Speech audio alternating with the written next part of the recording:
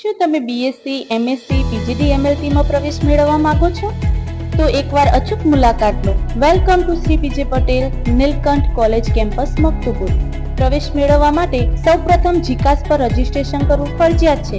તો ચાલો જાણીએ જીકાસ ઉપર રજીસ્ટ્રેશન કેવી રીતે કરી શકાય.